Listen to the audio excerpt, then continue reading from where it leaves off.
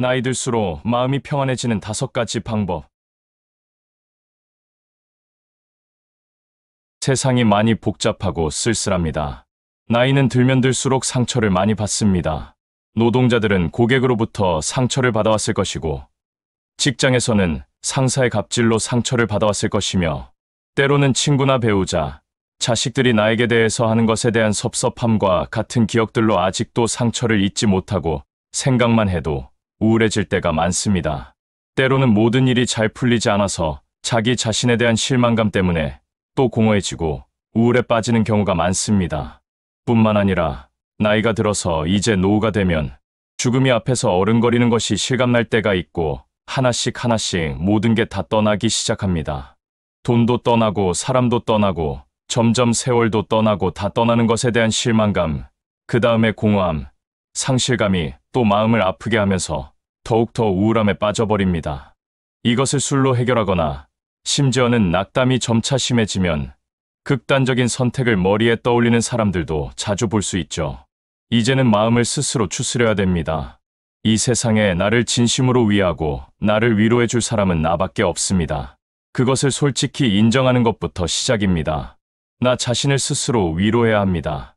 정신분석학자들이 공통적으로 말하는 나이가 들수록 스스로를 위로하고 다스리는 5가지 방법에 대해서 오늘은 나눠보고자 합니다. 첫 번째, 정리하기. 과연 내가 무엇 때문에 우울한 것인지, 요즘 왜 이렇게 방황하는지, 왜 마음이 아픈지, 마음의 평화를 찾지 못하고 있는 것을 냉정하게 찾아야 합니다. 스스로를 분석해보는 것입니다. 과연 가족들이 나에게 섭섭하게 되어서 쓸쓸한 것인지, 아니면 친구의 배신 때문에 쓸쓸한 것인지, 과연 무엇이 나를 이렇게 방황하게 하는 것인지 분석하고 정리해보자는 것입니다. 그래서 그것들을 명확하게 찾고 버릴 것은 버려야 됩니다. 그것을 자꾸만 움켜쥐려고 한다면 스스로를 나락으로 떨어뜨리게 만들고 맙니다. 그래서 정리한다는 것은 버릴 것은 버리고 챙길 것만 딱 챙기는 것을 말합니다. 이것이 마음을 다스리는 1단계입니다. 두 번째, 긍정성에 몰입하기. 부정적인 것을 자주 생각하면 그것이 쳇바퀴 돌듯이 하면서 눈덩이처럼 커지고 이 세상이 온통 슬프게만 느껴지고 쓸쓸하게만 느껴집니다. 그래서 긍정에 집중하는 것입니다. 즉, 가지고 있는 것에 감사하는 것이죠. 남과 비교하면서 우울해할 필요가 없습니다. 우리가 가지고 있는 것에 감사하면서 가지고 있는 장점에 집중하다 보면 스스로가 정말 행복한 삶을 살고 있다는 사실을 깨닫게 되기 때문입니다. 모든 사람은 늙으면 상실됩니다. 자꾸만 옛날에 잘 나가던 때하고 비교하실 필요가 없습니다. 세월은 흐르기 마련이고 친구도 때가 되면 떠나기 마련이고 가족도 자식들도 크면 장성하면 떠나기 마련입니다. 이런 긍정적인 생각으로의 몰입이 필요합니다. 세 번째, 스스로를 사랑하기. 남을 사랑하는 것도 중요하지만 자기를 사랑해야 합니다. 이 세상에 나를 위로하려면 나를 사랑할 수밖에 없습니다. 가족을 위해서 돈을 쓰고 친구를 위해서 돈을 썼을 수는 있는데 나 자신을 위해서 무엇을 투자했는가를 한번 돌이켜봐야 합니다. 맛있는 것도 먹고 멋있는 옷도 좀 사입고 평소에 하고 싶었지만 어떻게 될지 모르는 미래를 위해 절약하고 신경 쓰느라 못했던 것을 해야 합니다. 우리 자신을 위해서 투자하면서 우리 스스로를 사랑해야 합니다. 어떻게 보면 가장 중요한 단계죠. 네 번째, 스스로에게 최면을 건다. 긍정성에 몰입하는 것과 비슷합니다. 우리 스스로에게 계속해서 행복한 말을 던지는 거죠. 이 정도면 잘 살았다. 내 인생이 멋있다. 나 정도면 괜찮다라는 등 스스로에게 던지는 말은 실제가 됩니다. 그런 말들이 쌓이고 쌓이면 실제로 이루어진다고 합니다. 말이 내 행동과 생각을 변화시키니 내 스스로가 정말로 그런 사람이 되고 혹은 그렇게 되기 위해 무의식적으로 노력하기 때문이죠. 다섯 번째, 밖에 나간다. 돌아다님으로써 우울함, 쓸쓸함, 배신감을 털어버릴 수 있습니다. 그냥 이유 없이 걷고 여유가 있다면 여행을 가는 것도 나쁘지 않습니다. 외국 여행이 아니라도 국내 여행지는 수도 없이 많습니다. 대한민국 내에서도 우리가 평생 살면서 못 가본 곳이 가본 곳보다 훨씬 많습니다. 심지어는 서울에 수십 년을 살았어도 가보지 않은 서울이 훨씬 많죠. 밖에 나가고 세상을 보는 것 자체로 아름다움을 느끼고 긍정이 눈에 담깁니다. 이 세상을 사는 것에 대한 재미와 흥미는 당연히 뒤따라오게 되겠죠. 그렇게 함으로써 쓸쓸함과 우울함을 털어버릴 수 있고 다시 용기를 얻을 수 있습니다. 이렇게 우리는 스스로를 위로하고 마음을 보살펴야 합니다. 이 5가지 단계를 차례대로 이루어 나가다 보면 언젠가 잔잔한 강물처럼 흔들리지 않고 어떤 것에도 동요되지 않는 평안한 마음 상태를 만들며 살아가실 수 있습니다. 오늘 영상을 보신 모든 분들의 마음이 항상 평안하시기를 진심으로 바라겠습니다. 자식들에게까지 버림받는 사람들의 3가지 공통점.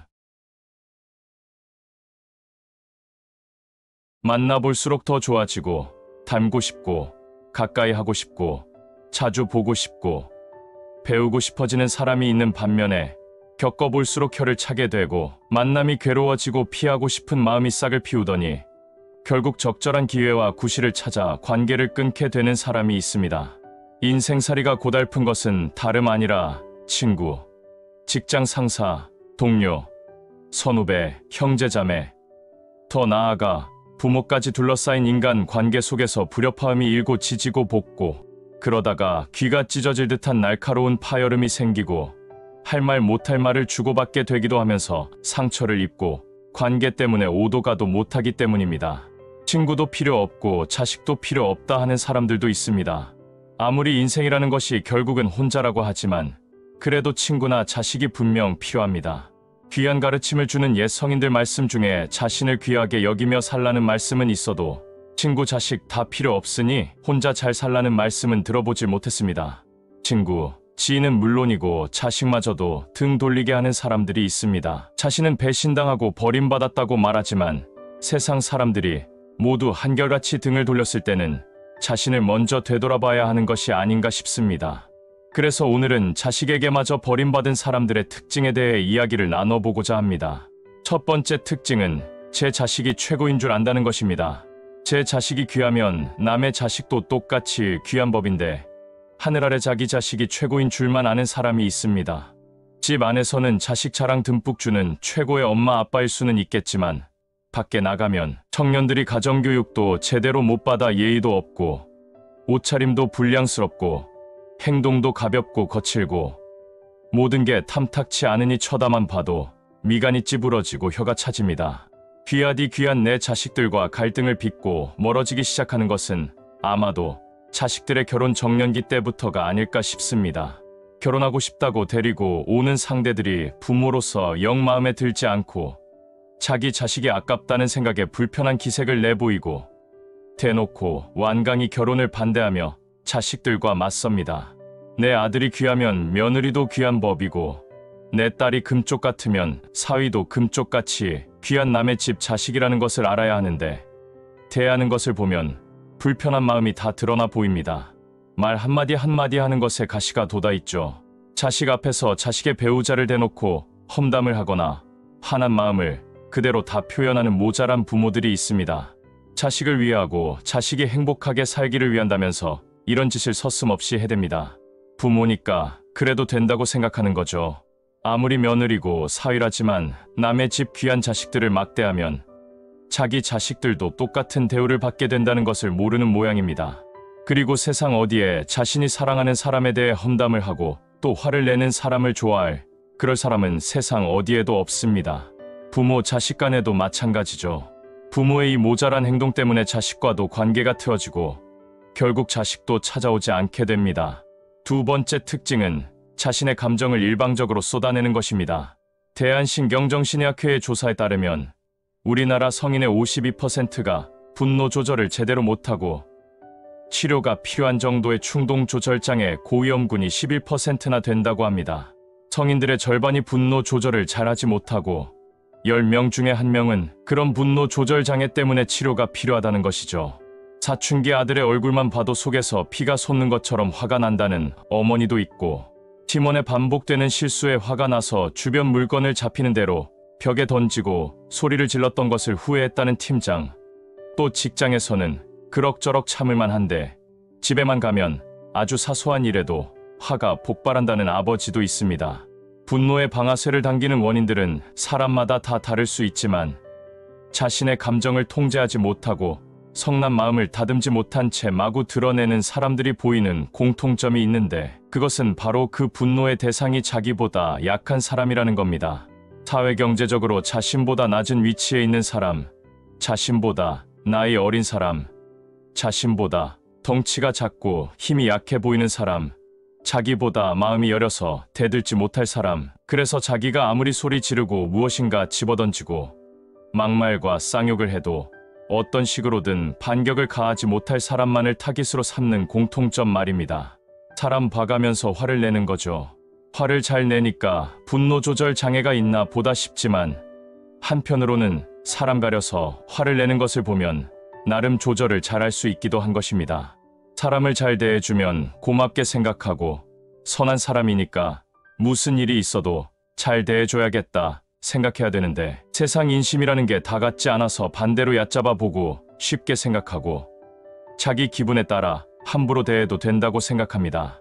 자신의 감정을 일방적으로 쏟아내 버릇하면 주위 사람은 물론 자식에게마저 버림을 받게 됩니다. 세 번째, 마지막 도리를 앞세운다. 도리를 사전에서는 사람이 어떤 입장에서 마땅히 행해야 할 아는 길이라고 정의합니다. 부모로서의 도리는 자식들 잘 먹이고 입혀서 구김살 없이 자라게 하고, 교육 잘 받게 해서 사회에서 제 몫을 하며 살도록 키우는 것이라고 볼 수 있습니다. 성인이 된 자식들에 대한 부모의 도리의 정의는 내리기 쉽지 않습니다. 다 큰 자식들에게 자식으로서의 도리를 강조하다 못해 강요하는 부모들이 있습니다. 자식이니까, 사위니까, 며느리니까 효도해야 하고, 부모 말씀에 순종해야 하고, 자주 찾아뵈야 하고, 심기를 잘 살펴서 하는 것은 물론 어렸을 적 키우고 먹인 젖값을 매달 꼬박꼬박 내놓아야 한다는 부모들도 있죠. 부모 자식 간에도 도리만 너무 앞세우고 강요하다 보면 부족한 것이 눈에 들어오고 서운한 감정이 생기고 만나는 게 부담스러워지다가 결국에는 관계에 금이 가게 됩니다. 직장에서 상사와 부하 직원, 선배와 후배 사이, 그리고 부모 자식 사이를 수직 관계로만 바라보고 도리를 앞세우고 강요하는 사람들은 권위주의적인 성향이 짙습니다. 요즘 세상은 보스가 아니라 리더가 더 존경받는 시절입니다.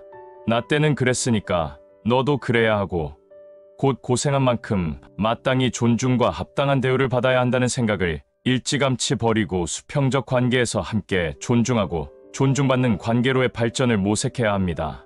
다 큰 자식들하고도 그래야 합니다. 머리 다 크고 한 가정의 가장이 된 자식들과의 관계에서 우리 부모들의 도리는 무엇인지 차분히 생각해봐야 합니다. 아주 유리잔처럼 깨지기 쉬운 것이 있는데 그게 바로 관계입니다. 나이 들어 깨닫게 되는 것이 자신의 성격 때문에, 편견 때문에, 편향 때문에, 또는 좁은 식견 때문에, 혹은 한순간에 화를 참지 못해서, 상대의 실수를 감싸주지 못해서 끝내 관계까지 망쳐버리는 사람이 제일 멍청하다는 것입니다. 그런 실수를 하지 않기 위해서 매번 다짐을 하고 노력을 해야 하죠. 주변 사람들이 그리고 사랑으로 키운 자식들이 등을 돌릴 땐 그들을 향해 증오와 분노심을 갖기보다는 그만한 이유가 본인에게 있을 수도 있겠다는 생각을 하고 하루라도 빨리 바로잡도록 노력해야 합니다. 왜냐하면 소중한 관계를 잘 유지하는 것만큼 인생을 잘 살아가는 방법도 없기 때문입니다. 오늘 영상을 보신 모든 분들은 관계를 소중하게 잘 여겨지기를 진심으로 바라겠습니다. 반드시 알아야 할 나이 들어가는 4가지 유형. 나이가 들면 들수록 어떤 모습으로 살아갈지, 각자의 꿈이 다 다른 것처럼 살고 싶은 인생 말년의 모습도 많이 다를 수 있을 것입니다. 최근 한 사회복지과 교수는 노인의 유형을 우리 사회의 현실에 따라 4가지로 구분했습니다. 첫 번째 유형, 늙은이. 어린이의 반대말이죠. 나이가 많이 든 사람을 늙은이라고 하지만 그건 단순히 사전적 의미일 뿐, 우리가 일반적으로 늙은이라고 부를 땐 하찮게 생각하는 마음이 담겨 있습니다. 존중하는 마음이 들어있지 않은 지칭입니다. 이른바 선진국이라 불리는 OECD 38개 회원국 중 한국은 노인 빈곤율이 43.4%로 단연 1위를 차지하고 있습니다. 이것은 조사 대상인 65세 이상 성인의 43.4%가 평균 소득의 반도 안 되는 돈으로 생활을 이어가고 있다는 것이죠. 평균 소득도 그리 많지 않을 텐데 거기에 또 50%에도 못 미치는 소득으로 살아가고 있으니 사는 게 굉장히 팍팍할 게 분명합니다. 이런 생활의 고단함을 반영하듯이 우리나라의 노인 자살률 역시 3배가량 차이를 보이며 단연 1위를 기록하고 있습니다. 한국제지연합회에 따르면 폐지를 줍는 노인은 25만 명가량으로 추산된다고 합니다.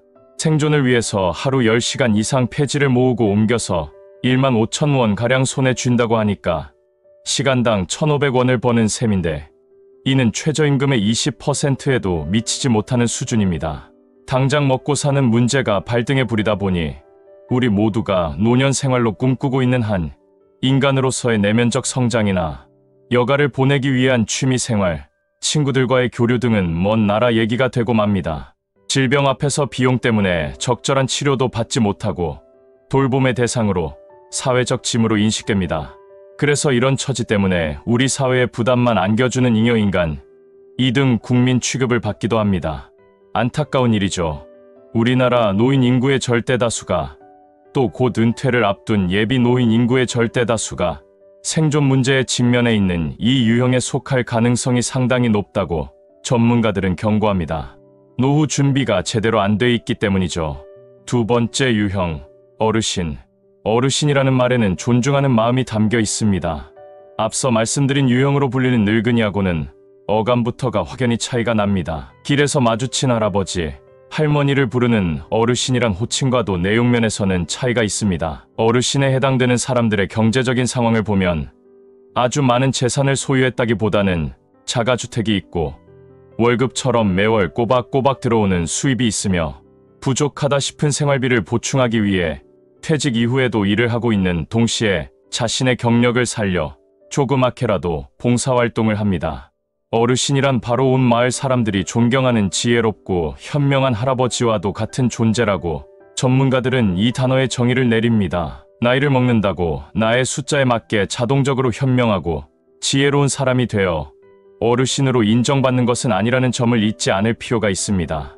세 번째 유형, 액티브 시니어. 취미와 여가 활동이 활발하고 배움에도 부지런할 뿐만 아니라 경제적으로 꼭 필요하진 않더라도 자신의 소질을 살려 소득을 창출하는 데도 적극적인 이른바 성공한 노인의 상징이 액티브 시니어라 할 수 있겠습니다. 액티브 시니어는 청바지를 입은 나이 든 보통 사람이라는 이미지를 가지고 가족이나 사회에 의존하지 않고 살면서 옷도 젊게 입고 자기 개발에도 힘쓰면서 인생 이모작에 매진하는 사람들입니다. 액티브 시니어는 지금껏 바쁘게 살아왔으니 지친 영혼을 위해 이제 꿈으로만 가지고 있던 것들을 마음껏 펼치며 살자는 생각을 갖고 있고 적극적으로 이를 행동으로 실천하며 삽니다. 아마도 우리 대부분이 바라는 노년의 모습이 아닐까 생각되지만 그렇다고 모두가 액티브 시니어로 살아갈 수 없는 게 현실입니다. 왜냐하면 최소한 먹고 사는 문제에 대한 불안감에 벗어날 수 있는 경제력이 받쳐져야 가능할 뿐만 아니라 실천력이 있어야 합니다. 사실 경제력을 갖추는 것보다 나이와 상관없는 강한 실천력을 갖추는 것이 더 어렵긴 합니다. 네 번째 유형, 선배 시민. 선배 시민이라는 노년의 유형은 최근 사회에 맞게 생긴 새로운 노년의 모습으로 시민의 한 사람으로서 공동체를 더 나은 곳으로 만들어가는데 실천적인 노인을 상징합니다. 사회복지과 교수가 새롭게 말을 만들고 정의를 내렸지만 실상은 우리 주변에서 이런 분들이 많이 있습니다. 이런 노년상이 생기는 이유는 노인을 대상으로 하는 여러 사회보장 제도가 퍼주기 비용이 아니라는 인식과 함께 시민으로서 공동체 발전을 위해 적극적으로 참여하고 기여하는 것이 필요하다는 생각에서입니다. 예를 들면 아침에는 초등학교에서 등교 도우미를 하고 오후에는 복지관에서 노인들과 여러 가지 사회 문제들에 대한 의견을 나누며 집에 오는 길에는 이곳저곳을 다니면서 쓰레기를 줍는 사람들을 의미합니다. 이는 아주 낯설고 생소한 모습이 아니라 우리 주변에 이렇게 봉사활동을 하는 분들을 많이 볼 수 있습니다.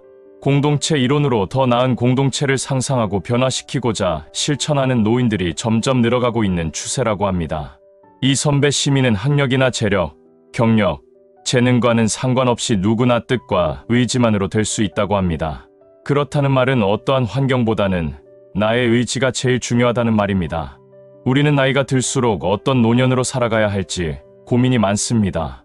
앞으로 기대 수명은 더 늘어날 것이고 노년으로 보내야 할 기간이 인생의 3분의 1이 넘는 사회로 발전함에 따라 지금이라도 미리 차근차근 잘 준비해서 늙은이만은 되지 않는 노년이 되어야 하겠습니다. 오늘 영상을 보신 모든 분들이 멋있는 노년을 보내시길 진심으로 바라겠습니다.